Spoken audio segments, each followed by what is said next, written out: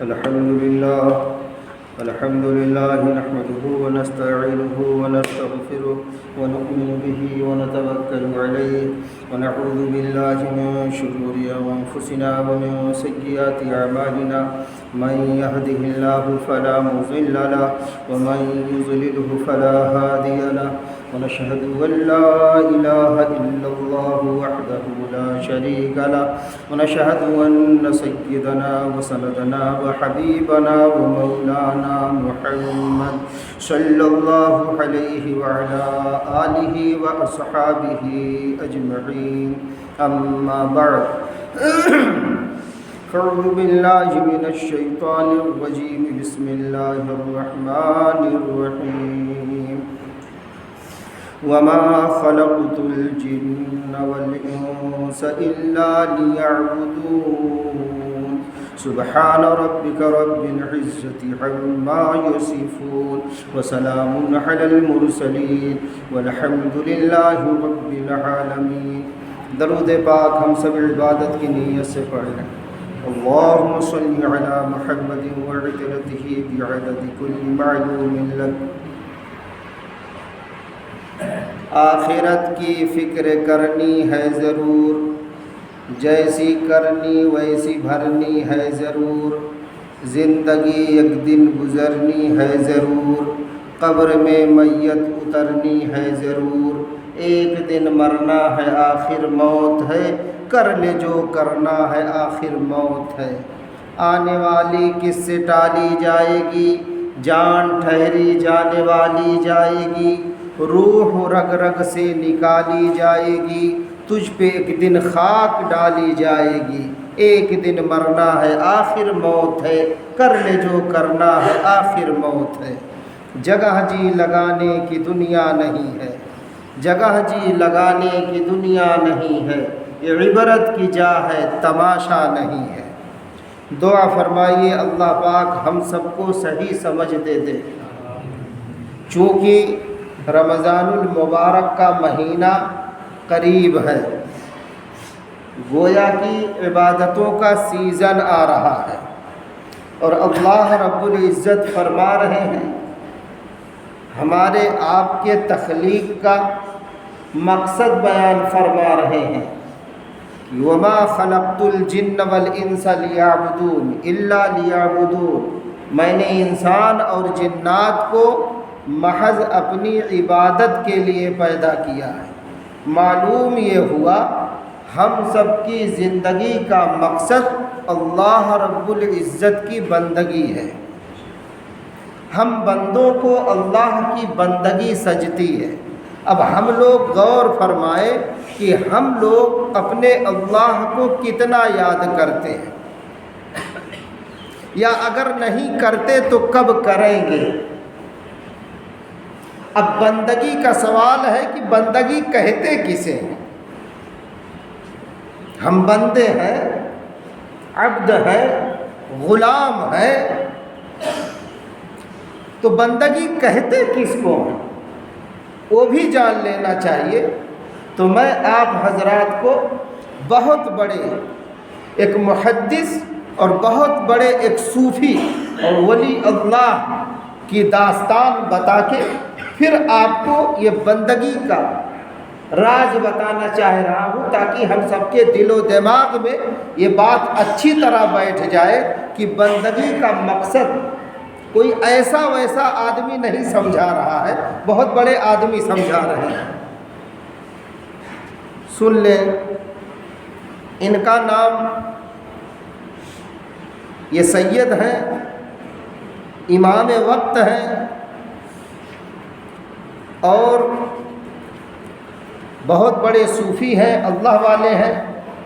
ان کے قدم سے بہت سی خانقاہیں آباد تھیں، بہت سے سینوں میں اللہ نے ان کی برکت سے اپنی معرفت و محبت کے دیپ جلائے. یہ کتاب ہے 19 سال پہلے حضرت مولانا موسیٰ رشید صاحب منبرہ کے اندر ممبئی میں ان کی خانقاہ ہے، جسے خانقاہ دار آخرت کہتے ہیں. یہ حضرت مولانا مسیح اللہ خاں صاحب جلال آبادی کے خلیفہ ہیں۔ کون؟ حضرت مولانا موسیٰ صاحب، جن کا یہ بیان ہے، اس میں درج ہے، نوٹ ہے، 19 سال پہلے کی یہ مجلس ہے۔ اب سنیے، اور یہ حضرت مولانا موسیٰ صاحب ہمارے حضرت خواجہ مفتی محمد حنیف صاحب رحمۃ اللہ علیہ کے شاگرد ہیں۔ چونکہ جب میں ان سے ملا تو حضرت نے باقاعدہ بتایا کہ میں بھی ان کا شاگرد ہوں، حضرت خواجہ کا، تو مجھ پر بہت کرم کیے، بڑی نوازش کیے۔ ملتے ہی میرا ہاتھ پکڑ کر 17-18 دعائیں دیے اور مچل مچل کے دیے۔ سبحان اللہ، یہ ان بزرگ نے بیان کیا ہے، میں آپ کو سنانے جا رہا ہوں۔ بندگی کا مطلب ذہن میں رکھیں گے، چونکہ یہ آخری آج جمعہ ہے میرا، اب ہو سکتا ہے عید بعد ملاقات ہو، عمرہ کا ارادہ ہے، دعا فرمائیے اللہ پاک قبول فرمائے۔ یہ بیان فرما رہے ہیں، یہ مجلس ہے جمعہ کے دن کی، سن 1425 ہجری کی، 20 جمادی الاولیٰ۔ بزرگ کا نام میں نے بتا ہی دیا، سیدنا امام کبیر رفاعی رحمۃ اللہ علیہ۔ ان کا شمار علماء اور صوفیہ کے درجات میں بیان کیا جاتا ہے۔ یہ جس زمانہ کے جس وقت کے بزرگ ہیں، وہ زمانہ شیخ عبد القادر جیلانی کا بھی ہے اور خواجہ عثمان ہارونی، جو خواجہ معین الدین چشتی رحمۃ اللہ علیہ ہیں، ان کے پیر، یہ سب حضرات کا وہی دور چل رہا ہے، اسی دور کی یہ بات ہے۔ اور حضرت تھانوی رحمۃ اللہ علیہ نے اپنی کتاب میں بھی اس واقعہ کو درج کیا ہے۔ ان کا واقعہ لکھا ہوا ہے یہاں کہ یہ جس وقت مدینہ پاک پہنچے، روضہ اطہر پر، تو آپ سلام پیش کر رہے ہیں، ہر امتی سلام کرتا ہے جا کے۔ چونکہ یہ سیدنا امام کبیر رفاعی رحمۃ اللہ علیہ سید تھے، آپ صلی اللہ علیہ وسلم سے حسب نسب ان کا ملتا تھا، تو آپ نے یوں سلام پیش کیا، السلام علیکم یا جدی، اے میرے دادا جان آپ پر سلام ہو۔ ہم لوگ تو جاتے ہیں سیدھے سادے، الصلاۃ والسلام علیک یا رسول اللہ، الصلاۃ والسلام علیک یا نبی اللہ، الصلاۃ والسلام علیک یا حبیب اللہ، ہم لوگ اس طرح سے سلام پیش کرتے ہیں۔ چونکہ یہ سید تھے اس لیے انہوں نے کہا السلام علیکم یا جدی، اے میرے دادا جان آپ پر سلام۔ اندر سے باقاعدہ آواز آئی، غور سے سنیں گے انشاءاللہ ایمان تازہ ہوگا۔ اندر سے باقاعدہ آواز آ رہی ہے، وعلیکم السلام یا ابنی، سبحان اللہ۔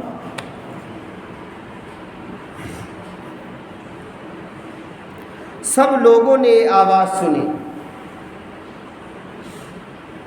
اس آواز کو سنتے ہی سیدنا امام کبیر رفاعی رحمۃ اللہ علیہ کی عجیب کیفیت ہو گئی، آپ پر محویت اور مستی، جذبی کیفیت امٹ پڑی، اور اسی مستی میں، اسی جذبی کیفیت میں آپ فوراً فرما رہے ہیں، شعر کہہ رہے ہیں، فی حالت البعد روحی کنت ارسلها تقبل الارض عنی وہی نائبتی، اے میرے آقا جب میں دور تھا آپ کی بستی سے تو وہاں سے میری روح آتی تھی اور آپ کے روضہ اطہر کا بوسہ لے کر واپس چلی جاتی تھی۔ یہ دور سے نظر آنے والی شبیہ تھی، اب جب کہ میں خود حاضر خدمت ہوں، کے پاس آیا ہوں، اس لیے اب آپ اسی پر اکتفا نہ فرمائیں بلکہ اپنا دست مبارک اپنے روضے اطہر سے باہر کریں۔ میں آپ کے ہاتھ کو بوسہ لینا چاہتا ہوں، میں آپ کے ہاتھ کو چومنا چاہتا ہوں۔ بس اتنا کہنا تھا کہ روضے اطہر کے اندر سے ہاتھ نکلتا ہے، دست مبارک نکلتا ہے۔ حضرت سیدنا امام کبیر رفاعی رحمۃ اللہ علیہ فوراً بوسہ لیتے ہیں، کہیے سبحان اللہ، بوسہ لیتے ہیں، جس کی وجہ سے پوری مسجد نبوی منور ہو جاتی ہے۔ سبھی لوگوں نے دیکھا، بڑے بڑے بزرگان دین وہاں موجود تھے، سب نے دیکھا۔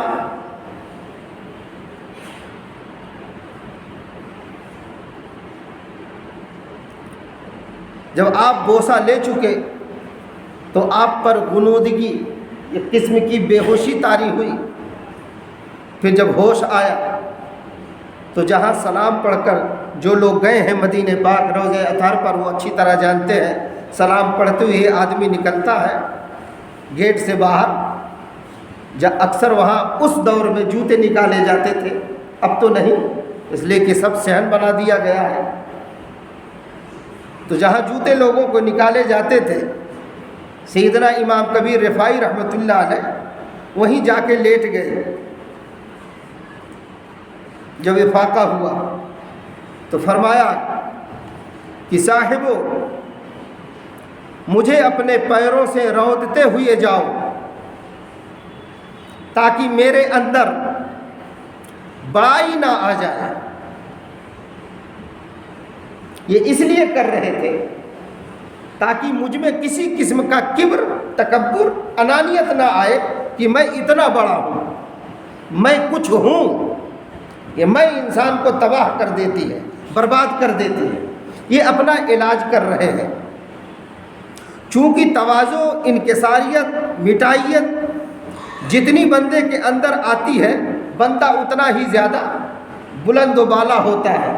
اس لیے حدیث پاک میں آتا ہے من تواضع للہ رفعہ اللہ، فرمایا مدنی کریم صلی اللہ علیہ وسلم نے، جو اللہ کے لیے تواضع اپناتا ہے اللہ پاک اس کو بلند کرتے اٹھاتے ہیں،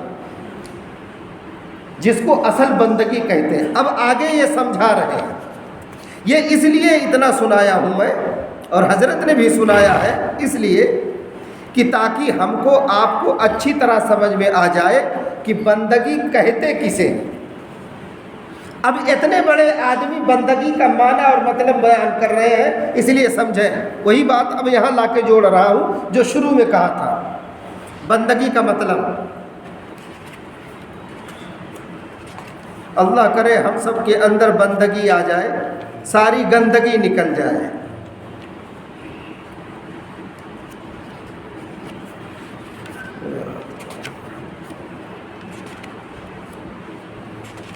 درود پاک پڑھیں صلی اللہ علیہ وسلم۔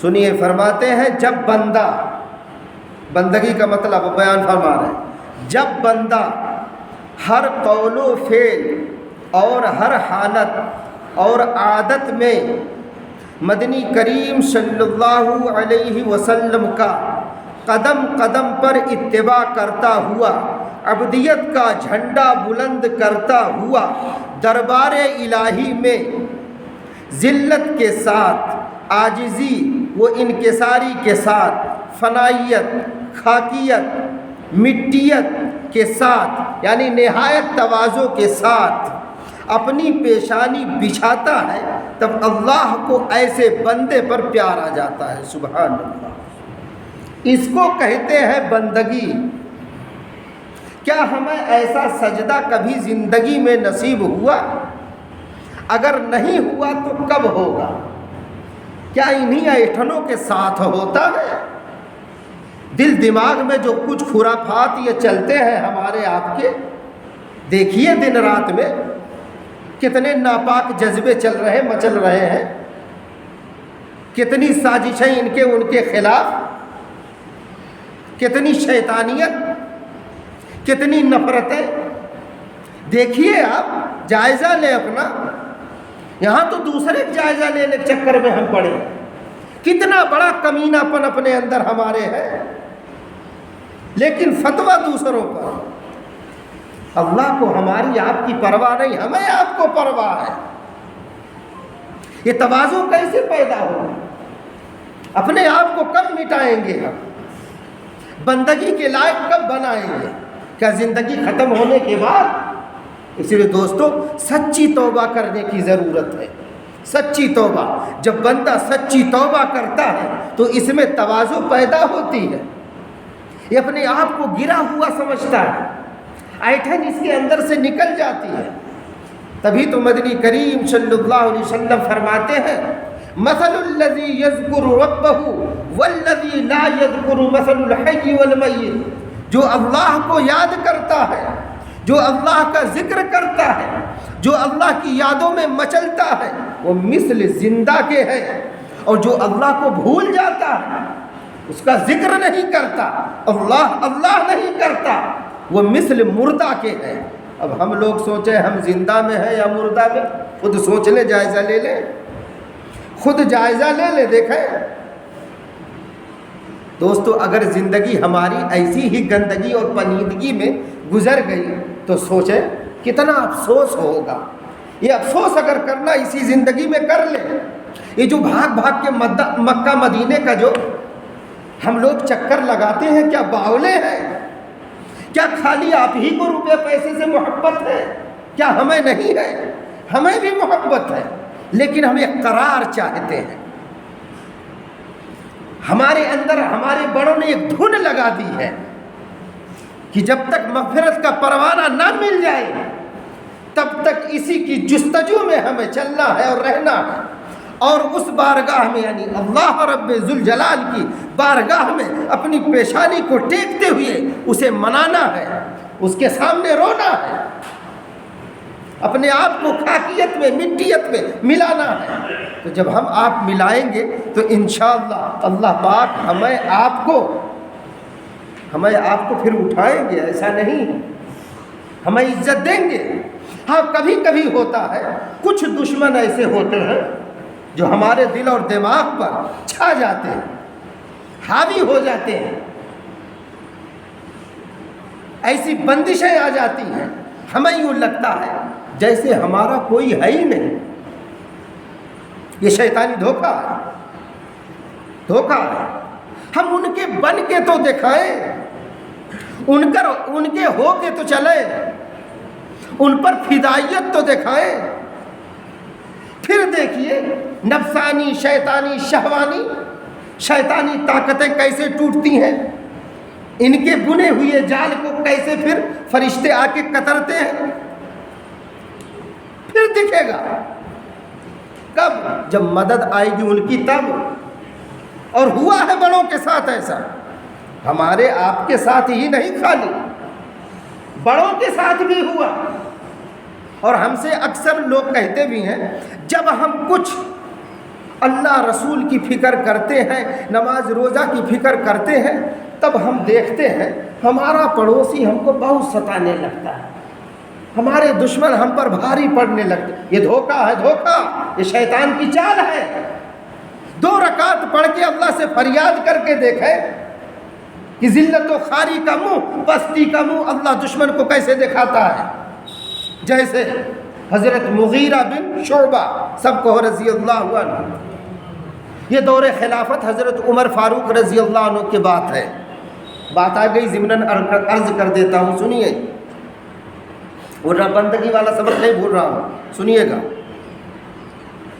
ان کو گورنر بنایا بحرین کا، کس نے؟ حضرت عمر رضی اللہ عنہ نے۔ جب بحرین کے یہ گورنر بنے تو یہ تھوڑا سخت تھے، سختی بہت کرتے تھے۔ اسی کتاب میں لکھا ہوا تفصیل سے واقعہ، اسی رسالے میں۔ تو ان کی سختی کی وجہ سے کچھ حاسدین پیدا ہو گئے جن کی دال نہیں گلتی تھی 420 کی لائن سے. تو انہیں سوجھا کہ یار یہ آدمی حضرت عمر رضی اللہ عنہ کا معتمد ہے، اس کی گورنری کیسے ختم ہوگی اتنے آسانی سے؟ تو کیا کیا جائے؟ تو انہی میں کا ایک سردار تھا، اس نے کہا ایسا کرو، تم سب لوگ 1,00,000 درہم، کروڑوں روپیہ چندہ کر کے مجھ کو دے دو، اکٹھا کر کے. میں یہ درہم لے جا کے حضرت عمر رضی اللہ عنہ کے سامنے پیش کروں گا اور یہ کہوں گا کہ آپ کے گورنر صاحب یعنی حضرت مغیرہ نے یہ اپنے بال بچوں کے لیے روپیہ بھیجا ہے، بیت المال میں خیانت کرتے ہیں اور آپ کو پتہ نہیں ہے. سب کے سمجھ میں بات آ گئی کہ واقعی میں یہ تو بہت اچھی چال ہے. ہاں، چال باز جو ہوتا ہے وہ اپنی چال بازی کے سامنے سمجھتا ہے کہ بس یہی ایک چالاکی ہے دنیا میں اور کوئی ہے نہیں. حالانکہ ایسا نہیں ہے، یہ بڑی گھٹیا اور ذلت اور ذلیل قسم کی سوچ ہے. چونکہ دل کے اندر اندھیر نگری چھائی ہوتی ہے اس لیے اس قسم کی سوچ رکھتے ہیں. اب وہ سردار کی بات سمجھ میں سب کو آئی، 1,00,000 روپے 1,00,000 درہم دے دیا اور لے کے وہ آیا مدینہ. امیر المومنین کے پاس حاضر ہوا اور کہا حضرت یہ دیکھیے آپ کے گورنر صاحب اپنے بال بچوں کے لیے روپیہ بھیجے ہیں، درہم بھیجے ہیں. میں سوچا لاؤ آپ کو آگاہ کر دوں. آپ سوچیں 1,00,000 درہم بیت المال سے نکال کے اپنے بچوں کے لیے جب وہ بھیج رہے ہیں، کتنا بیت المال میں خیانت کرتے ہوں گے. حضرت عمر رضی اللہ عنہ نے فوراً جو ہے ایلچی بھیجا اور انہیں طلب فرمایا کہ مدینے پاک جلدی آؤ،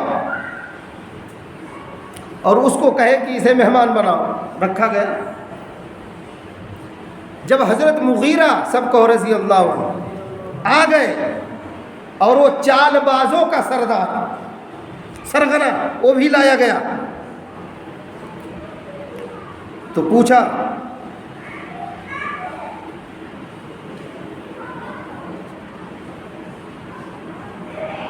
حضرت عمر رضی اللہ عنہ نے مغیرہ کو بلایا اور جب بلوا لیا تو ان سے پوچھا یہ شخص کیا کہہ رہا ہے، اس کا جواب تمہارے پاس ہے؟ مغیرہ اس کا جواب ہے تمہارے پاس؟ دربار عمر میں، ارے جس گلی میں حضرت عمر ہوتے تھے شیطان نہیں ہوتا تھا، آج شیطان نما کی دال کیسے گلے گی؟ کا جواب دو. تو حضرت مغیرہ رضی اللہ عنہ نے کہا کذب اصلحک اللہ انما کانت 100,000. اے میرے امیر المومنین، یہ شخص صحیح کہہ رہا ہے، میں نے اس کو درہم دے کے بھیجا ہے، یہ صحیح کہہ رہا ہے، لیکن میں نے 2,00,000 دیے ہیں، یہ تو 1,00,000 قبول کر رہا ہے، میں نے تو 2,00,000 دیے ہیں. تو حضرت عمر رضی اللہ عنہ نے کہا کیوں بھائی، اب تم بتاؤ 1,00,000 تم کیا کیے؟ تب وہ چال باز سمجھا کہ میری چال بازی کھل گئی. اب پاگل سا ہوا، کیا کہہ رہا ہے، حضور مجھے معاف فرمائے، یہ لوگوں نے مجھ کو ایسے ایسے ورگلایا تھا حضرت مغیرہ کو پھنسانے کے لیے. اب دیکھ رہے ہیں کیا کہا، مجھ کو لوگوں نے ورگلایا تھا حضرت مغیرہ کو پھنسانے کے لیے، اس لیے میں ان کی چال میں آ گیا تھا اور میں مغیرہ کو پھنسانا چاہ رہا تھا. وہ بڑا نادم اور شرمندہ ہوا، اپنی غلطی کا اعتراف کیا. اب پھر حضرت عمر رضی اللہ عنہ حضرت مغیرہ کی طرف پھر متوجہ ہوئے. جب وہ گناہ اپنا قبول کر لیا اس کے بعد اب پھر متوجہ ہوئے. کہا کہ اچھا یہ بتاؤ تم نے ایسا کیوں کہا کہ یہ 2,00,000 تھے؟ تم نے ایسا کیوں کہا یہ 2,00,000 تھے، یہ کیا راز ہے؟ حضرت مغیرہ رضی اللہ عنہ نے عرض کیا الخبیث کذب علی فأحببت ان اخزی، اس خبیث نے میرے اوپر جھوٹا بہتان باندھا تھا، اس لیے میں نے چاہا کہ اس کو رسوا کروں تو اسی کی چال سے، ورنہ میں نے کوئی رقم کسی کو نہیں دی تھی حضرت۔ اور سچ ہے انہوں نے نہیں دیا تھا، کہا میں نے اسی کی چال سے اس کو مات دیا۔ سبحان اللہ! دیکھا آپ نے ایک اللہ والے کا دشمن کیسے ذلیل ہوا دربار عمر میں؟ ایسے ہمارا آپ کا بھی دشمن اگر رکاوٹ بنے گا، پہلے ہم آپ اللہ کے لیے تیار تو ہوں، بندگی کے لیے پہلے ارادہ تو کریں، تبھی تو اللہ پاک کہہ رہے وَمَنْ أَعْرَضَ عَنْ ذِكْرِي فَإِنَّ لَهُ مَعِيشَةً ضَنْكًا۔ جب تم میری یاد سے منہ موڑتے ہو، پھیرتے ہو، تو میں تمہاری معیشت تنگ کر دیتا ہوں۔ اب معیشت کا مطلب سن لیجئے، اور مفسرین تو اس کی بہت لمبی چوڑی وضاحت کرتے ہیں، اس میں سے چند میں بتاتا ہوں آپ کو، ذرا ہم آپ اپنے بارے میں غور کر لیں گے۔ معیشت کا تنگ ہونا، جب ہم آپ اپنے اللہ کو، اپنے نبی کو، قرآن کو بھول کر جب زندگی گزارتے ہیں، مسجد سے منہ موڑ کر جب زندگی گزارتے ہیں، تو پھر انجام کیا ہوتا ہے؟ اللہ پاک وہی کہہ رہے ہیں وَمَنْ أَعْرَضَ عَنْ ذِكْرِي، جب تم میرے ذکر سے اعراض کرتے ہو، منہ موڑتے ہو، تو فَإِنَّ لَهُ مَعِيشَةً ضَنْكًا، تمہاری معیشت کو تنگ کرتا ہوں۔ معیشت کا تنگ ہونے کا مطلب یہ ہے تمہارے پاس بیوی تو ہوگی لیکن تم سے محبت کرنے والی نہیں ہوگی۔ کیوں؟ کیونکہ تمہاری معیشت کو اللہ نے تنگ کر دیا ہے۔ بچے تو ہوں گے، اولادیں تو ہوں گی، لیکن 1 روپیہ کما کے نہیں دیں گی۔ کیوں؟ معیشت کو تنگ کر دیا ہے اللہ نے تمہارے۔ مکان ہوگا لیکن سکون نہیں پاؤ گے۔ کیوں؟ کیونکہ مکان ہوتے ہوئے بھی ایسا لگے گا جیسے میں مکان کے چھت کے نیچے نہیں ہوں۔ کیوں؟ معیشت تنگ ہے، اللہ نے پکڑ فرما لی ہے۔ ان بطش ربک لشدید، اللہ کی پکڑ، تمہارے رب کی پکڑ، تمہارے پالنہار کی پکڑ بڑی سخت ہے، سخت ہے۔ وہ ہر دم نہیں پکڑتا۔ کیوں؟ کیونکہ وہ 70 ماہوں سے زیادہ ہم پر تم پر مہربان ہے۔ اس کی مہربانی کا ناجائز فائدہ نہ اٹھائے۔ کہتا تنگ کر دیتا ہوں۔ تمہارے بھائی تو ہوتے ہیں لیکن تمہارے دشمن نظر آتے ہیں۔ تمہاری خاندان ہوتی ہے لیکن معیشت کی تنگی کی وجہ سے تمہیں لگتا جیسے میں بے خاندان کے ہوں، بے گاؤں گھر کا ہوں، کوئی منہ لگانے کو تیار نہیں۔ کیوں؟ معیشت تنگ ہے۔ ہم آپ کیا سمجھتے ہیں؟ دیکھیے اپنی حالت، محبت تو دور رہی، 2 لقمے کھلانے کو سگی بہو تیار نہیں۔ کیا کیا رونا رو، لیکن کیا کریں گے؟ دل دماغ میں کچرا بھرا ہوا ہے نا، کچرا بھرا ہے، کتنا کھول کر بیان کیا جائے حدیث قرآن۔ اس لیے دوستو اپنے بارے میں ہم لوگ سوچیں، جائزہ لیں۔ ہم کو آپ کو اپنی اپنی قبر میں جانا ہے، اپنے اپنے منکر نکیر کے سوالات کے جواب دینے ہیں۔ وہاں تو سب کو اپنے بڑوں کو اپنی پڑی تھی، اپنی پڑی تھی، اور اللہ کا نام ایسا ویسا نہیں ہے۔ نام لے کر تو دیکھیں۔ سنیے، اللہ کے نام کی برکت بھی بیان کر دوں جلدی میں، وقت ہو رہا ہے۔ جیسا کہ بیان کیا، اب عید بعد ہو سکتا ملاقات ہو، چونکہ عمرہ میں جانا ہے۔ انشاءاللہ سب کی طرف سے آپ صلی اللہ علیہ وسلم کو سلام عرض کر دوں گا انشاءاللہ، ٹھیک ہے بھائی؟ اور اگر نام یاد رہا تو نام کے ساتھ، نہیں تو من جملہ انشاءاللہ۔ سنیے، اللہ پاک کے نام کی برکت علامہ ابن قیم رحمۃ اللہ علیہ بیان فرما رہے ہیں۔ اب سنیے، یہ وہ بیان میں آپ کے سامنے کوٹ کر رہا ہوں۔ ہندوستان کے اندر، انڈیا کے اندر حضرت مولانا پیر ذوالفقار صاحب ہماری خانقاہ کے، وہ وہاں سے آئے تھے یہاں انڈیا سن 2011 میں۔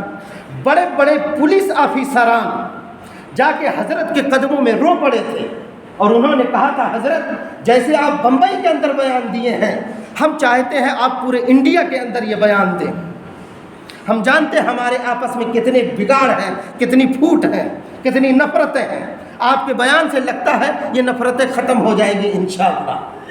بڑے بڑے پولیس افسران، یہ میں ایسے نہیں کہتا ہوں، میرے پاس بیان موجود ہے الحمدللہ، دلیل رکھتا ہوں، بے دلیل بات نہیں کرتا اور نہ پسند کرتا ہوں۔ سنیے، علامہ ابن قیم رحمۃ اللہ علیہ اللہ کے نام کی تاثیر بیان فرما رہے ہیں، کہہ رہے فما ذکر ھذا الاسم فی قلیل الا کثر۔ جب ہم آپ بسم اللہ پڑھ لیتے ہیں، چاہے چیز تھوڑا ہی ہو تو اللہ پاک اس میں برکت ڈال دیتے ہیں، اس کو بڑھا دیتے ہیں۔ ولا عند خوف الا ازالہ، جب کوئی بندہ خوف کے وقت، ڈر کے وقت، چاہے دشمن کا ڈر ہو، چاہے بھائی کا ڈر ہو، چاہے اپنے لٹنے پٹنے کا ڈر ہو، جب کوئی بندہ اللہ، ساتھ میں کہیے اللہ اللہ اللہ، ارے اور ذرا آواز سے کہیے، اللہ پاک دیکھ رہے ہیں، فرشتے بھی یہاں موجود ہیں، کہیے محبت سے اللہ اللہ اللہ۔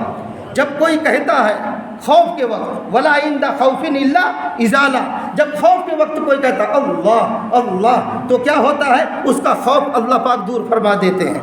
اور آگے سنیے، ولا عند کرب الا کشفا، اور جب پریشانی کے عالم میں کوئی بندہ اللہ اللہ اللہ درد بھرے لہجے میں پکارتا ہے تو اللہ پاک اس کی پریشانی دور فرما دیتے ہیں۔ ولا عند ہم ولا غم الا فرجا، اور جب کوئی ہم اور غم، ہم کہتے ہیں اندر کے غم کو، ٹینشن کو، اور غم کہتے باہر کے ٹینشن کو، جب دونوں سوار ہو جائے دل دماغ پر، ایسے وقت میں جب کوئی دکھیارا بندہ اللہ کو پکارتا اللہ اللہ اللہ، تو اللہ پاک ایسے کہ ہم اور غم کو دور فرما دیتے ہیں۔ اور سنیے، ولا عند ضیق الا وسع، جب کوئی تنگی کی حالت میں، بے روزگاری کی حالت میں، جس کے پاس روزگار نہ ہو، جب کوئی تنہائی میں جا کے اللہ کو پکارتا ہے اللہ اللہ اللہ، تو اس کی تنگی کو اللہ پاک دور فرما دیتے ہیں۔ اور آگے سنیے، ولا تعلق به ضعیف الا افادہ القوہ، اور جب کوئی کمزور بندہ، ضعیف بندہ، ناتواں بندہ اللہ کے نام سے رشتہ جوڑتا ہے تو اللہ پاک اس کی کمزوری کو دور کر کے اس کو طاقتور بنا دیتے ہیں، سبحان اللہ۔ ولا فقیر الا اصارہ غنیہ، ارے جب کوئی فقیر اللہ کو پکارتا اللہ اللہ تو اللہ پاک اس کو وقت کا بادشاہ بنا دیتے ہیں، سبحان اللہ۔ بہت زیادہ فوائد اس میں لکھے ہوئے ہیں، چند میں نے آپ کے سامنے بیان کر دیا ہے۔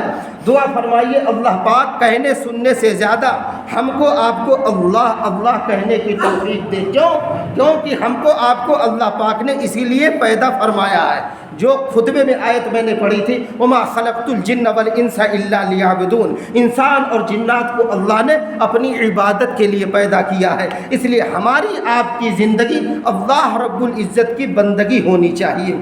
دعا فرمائیے اللہ پاک کہنے سننے سے زیادہ عمل کی توفیق دے۔ وما علینا الا البلاغ، سنت پڑھنا۔